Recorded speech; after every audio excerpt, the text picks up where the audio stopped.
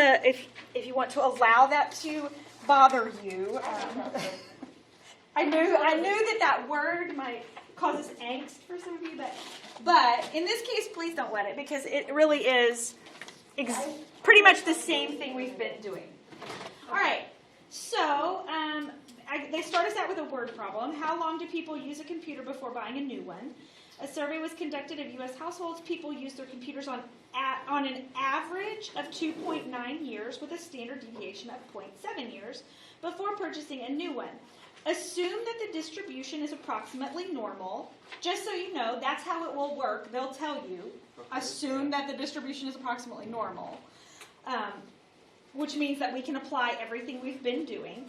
Find the probability that a randomly chosen person uses their computer fewer than 2.5 years. Now, before we go any further, let me remind you that the area under the curve equals 1.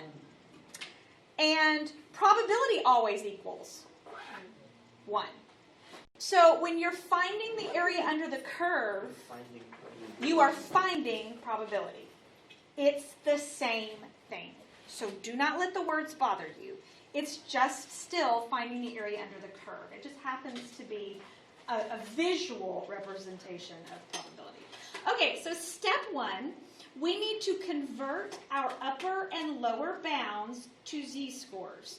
So in this case, it says, find the probability that a randomly chosen person uses their computer fewer than 2.5 years. So I need to know where 2.5 years is going to be on my standard curve. In order to put it on my standard curve, remember the standard curve has a mean of 0 and a standard deviation of 1. And that 2.5 years is coming from a mean of 2.9 and a standard deviation of 0.7. So I have to standardize it by using my z-score formula. So you remember your z-score formula? Z equals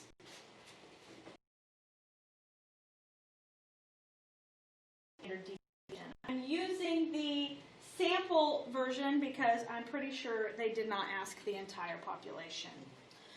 So z is going to equal, the x that they gave me was 2.5 minus the mean of 2.9 divided by 0.7, the standard deviation. Somebody with a calculator. Like negative 0.57. Negative 0.57. All right. Sketch the area that you seek. Now, before I sketch in my my line and shade, I want to check the wording of my problem. It says fewer than. Heading which way? To the left. Fewer than shades left. So I'm going to just write, this is going to be the probability that x is less than 2.5 years. All right. The z-score came out to be negative 0.57. So remember, my mean is 0, negative 1 standard deviation.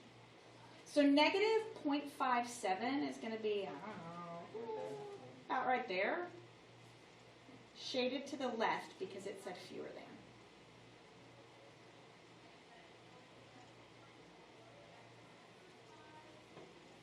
Write the probability that you seek with probability notation. This is the probability notation that they're talking about, the P business. I need my actual probability. You can either use your calculator or your z-table to get the probability. So my z-score, I think I have my z-table pulled up, was negative 5.7. I'm going to use my z-table just because it's nice and big and easy to see.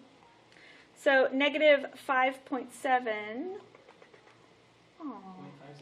Negative 0.57, sorry. Negative 0.57 would be, right, there's negative 0.57. 0.2843? 0.2843 is my probability, and I'm going to write it with that P notation because that's what they told me to do. less than 2.5 years is 0.2843.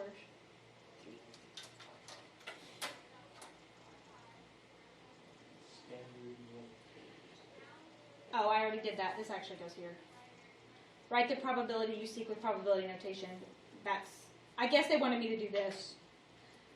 You can write this, or I could have written this. This and this, they're really the same thing. This is the z-score for our situation. This is the actual data value for our situation. It really doesn't matter which one you use. And just be prepared that they might use either one. Interpret the results in context of the problem. Okay, so what does this 0.2843 mean? Like 20%.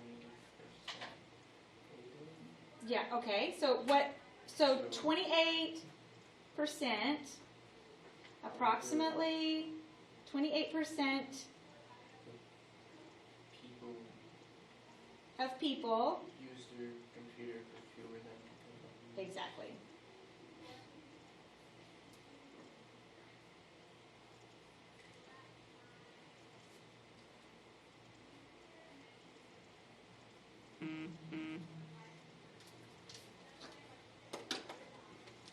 Is everybody okay? Is everybody okay with the interpreting? Yes. Yeah, not bad, right?